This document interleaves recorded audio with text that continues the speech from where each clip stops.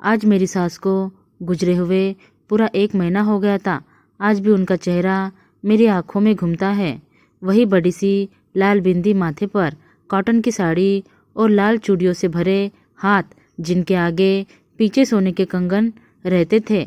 ले देकर सबकी नज़र उन कंगन पर रहती थी।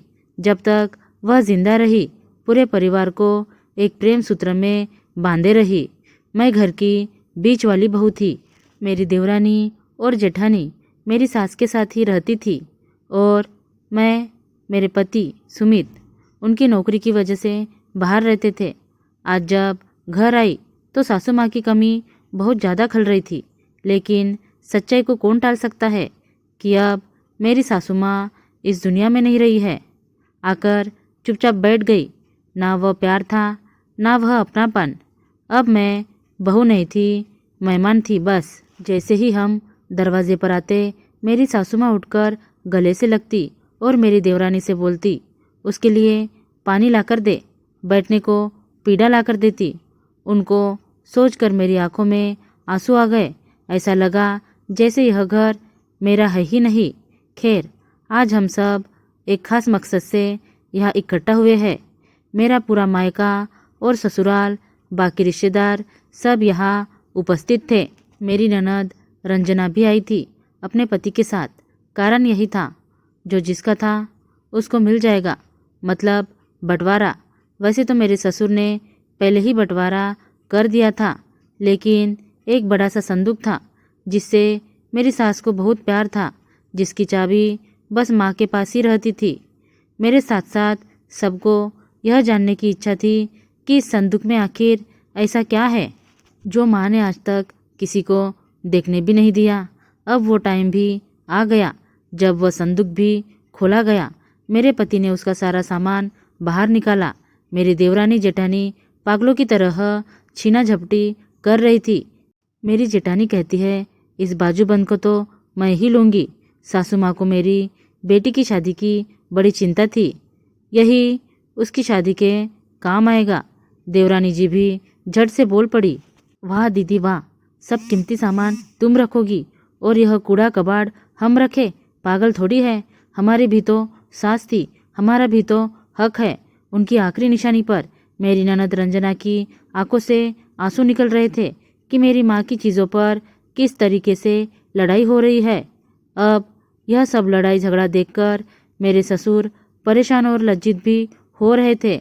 वह एकदम से भड़क गए और बोले, जिस घर की इज्जत बचाने के लिए तुम्हारी माँ ने पूरा जीवन लगा दिया, तुम लोगों के लालच ने एक पल में बिखेर दी वह इज्जत।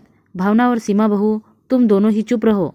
मैं बहुत देर से चुपचाप बैठी सबकी बात सुन रही थी। मेरे ससुर ने मुझसे कहा, बहू तुम भी तो कुछ बोलो, क्या तुम्हें कुछ नहीं चाहिए? हाँ पिताजी, भला मैं क्यों नहीं लूँगी अपना हिस्सा। एक तो यह जो दीवार पर लगी है, जो मेरी सासू माँ की तस्वीर, मुझे यह चाहिए। और दूसरा, मुझे मेरी सासू माँ की सबसे प्यारी चीज़।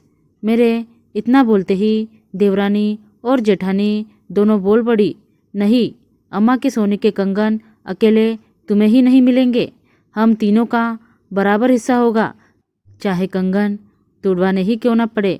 इतने में ही मेरे जेठ बोल पड़े, जब हिस्सा बराबर ही हो रहा है तो पिताजी का क्या करना है, यह भी बता दो। देवर बोला, होना क्या है, 4-4 महीने तीनों के पास रहेंगे, क्योंकि खाना पीना दवाई में भी तो खर्चा होता है, तो एक ऊपर ही बोझ ना बने और सबको उनका प्यार भी मिलता रहे। मेरी ननद की अपने पिता की ऐसी दुर्दशा देखकर आंखों में आंसू आ रहे थे। जैसे ही मेरी नज़र ननद रंजना के हाथों पर गई तो सासू माँ के कंगन रंजना के हाथों में थे और वह आंसू भरी आंखों से उनको देख रही थी और धीरे धीरे उन पर हाथ फेर रही थी, जैसे कि यह कुछ देर बाद मुझसे छीन लिए जाएंगे। मैंने पूछा, रंजना, यह माँ के कंगन तुम्हारे पास कैसे आए?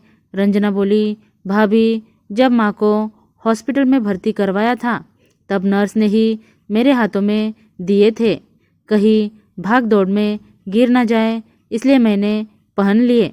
और तब मेरी जेठानी बोली, तो तूने अपनी भाभी को क्यों नहीं बताया?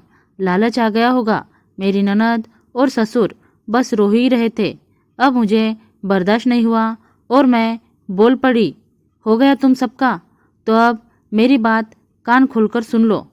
तुम सब माँ जी को बस इतना जानते थे। माँ जी की सबसे प्यारी चीज़ तो पिताजी थे। वह मेरे साथ रहेंगे और सोने के कंगन रंजना दीदी के ही पास रहेंगे, क्योंकि शायद भगवान और माँ जी की भी यही इच्छा थी, तभी वह कंगन उनके हाथ में दिए। नहीं तो बहुत सारे लोग थे, उनको क्यों नहीं दिए? हम लोगों के लिए महज वह एक सोने के कंगन है, लेकिन रंजना दीदी के लिए उनकी माँ का प्यार और उनकी माँ की आखिरी निशानी है। मैंने हाथ जोड़कर कहा, प्लीज़ उन कंगन को दीदी से दूर मत करो। यह सब सुनकर सारे रिश्तेदार मेरे फैसले की सराहना कर रहे थे।